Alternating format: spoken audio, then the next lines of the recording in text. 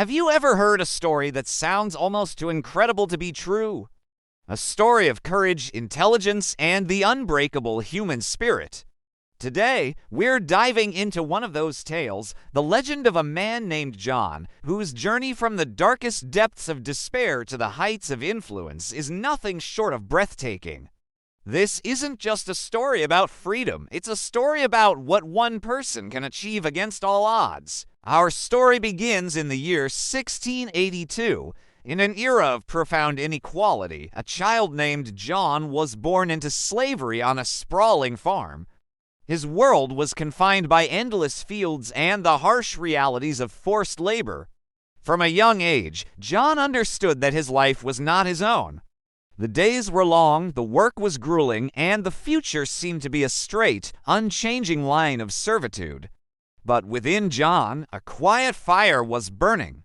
It was a hunger not just for food, but for knowledge. While others rested their weary bodies after a day of toil, John found ways to learn. He watched, he listened, and he secretly practiced. He learned the shapes of letters and the sounds they made, piecing together the magic of reading and writing. This was a dangerous pursuit, a skill forbidden to him, but John knew it was his only key to a different life. Years passed, and his secret education became his most prized possession, a tool he sharpened in the shadows, waiting for the right moment to use it. That moment arrived when John was 26 years old. A quarter of a century spent in bondage had only strengthened his resolve. An opportunity for escape, a slim and perilous chance, presented itself. But John knew that simply running wasn't enough. To blend in, to disappear into the wider world, he couldn't look like a man fleeing a farm. He needed a disguise, a costume that would grant him invisibility in plain sight. His first step toward freedom wasn't a sprint into the woods, but a quiet, calculated risk. He found a way to acquire a set of fine clothes, the kind worn by gentlemen, by businessmen, by men who moved through the world with an air of purpose and belonging. Dressed in this new identity, he was no longer just John the slave. He was a man of unknown origins, a man who could be anyone. With his heart pounding in his chest, dressed in his gentleman's attire, John found a hiding spot in the barn. He waited as the sun dipped below the horizon, painting the sky in shades of orange and purple. The familiar sounds of the farm, at dusk the lowing of cattle, the chirping of crickets became the soundtrack to his final moments in captivity. As darkness finally fell, blanketing the land, he took a deep breath and ran. He ran not with frantic desperation, but with the steady pace of a man on a mission. He was running toward a future he could barely imagine, a future he would have to build for himself, one step at a time. Imagine the feeling of that first taste of true freedom. The night air, crisp and cool, filling your lungs. Every shadow could hold a threat, every sound could be a sign of pursuit. But for John, it was the exhilarating symphony of a new beginning. His journey led him to a train station, a bustling hub of activity and a crucible for his disguise. Dressed in his fine suit, carrying himself with a quiet confidence he had practiced for years, he walked onto the platform. He bought a ticket and boarded the train. He sat amongst other passengers, men of commerce and women of society. He held his breath, waiting for a suspicious glance, a pointed finger, a question he couldn't answer, but none came. People saw what he wanted them to see, a well-dressed man, perhaps a businessman traveling for work, lost in his own thoughts. His years of secret learning, his ability to read the signs and the timetables, and his bold choice of attire had worked.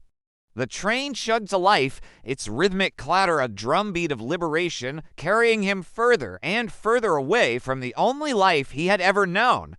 Arriving in a new city, John was an anonymous face in the crowd. He was free, but freedom came with its own challenges. He had no money, no connections, and a past he had to keep buried. But he had his mind, his literacy, and an unyielding determination. He sought work, and his sharp intellect and dignified manner eventually landed him a position at a bank. It was the lowest rung on the ladder, a humble job involving cleaning and menial tasks. But for John, it was a foothold. He didn't just do his job. He studied the bank's operations. He observed the clerks, the tellers, the managers. He learned the language of finance, the flow of money, the art of the deal. His superiors noticed his diligence and his quick grasp of complex ideas. They saw a spark in him that was undeniable. Slowly but surely, he was given more responsibility. He was promoted from cleaner to clerk, from clerk to junior accountant. Each promotion was a step up, a testament to his hard work and natural talent. John never forgot where he came from, and that memory fueled his ambition. He wasn't just working for himself. He was working toward a larger goal, a dream that had been forming since his first day of freedom. The years flew by. 10 years after walking into the bank as a cleaner, John had risen through the ranks with astonishing speed.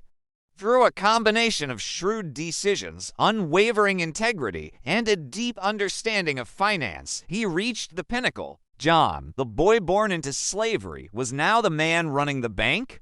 With his newfound power and wealth, John's true mission began. His first priority was his family, still trapped in the life he had escaped. Using his resources and influence, he orchestrated their path to freedom, bringing them out of the darkness and into the light he had fought so hard to create. He reunited with loved ones, sharing tears of joy for a reunion he had once only dreamed of. But John's vision extended beyond his own blood. He knew there were countless others who yearned for the same chance he had. He remembered the fear, the uncertainty, the desperation of the newly freed.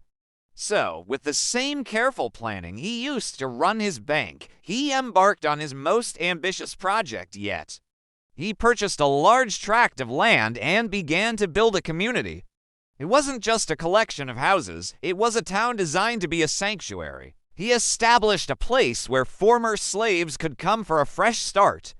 It was a town named Hope, a place with schools to educate children and adults, businesses to provide jobs, and a community to offer support and understanding.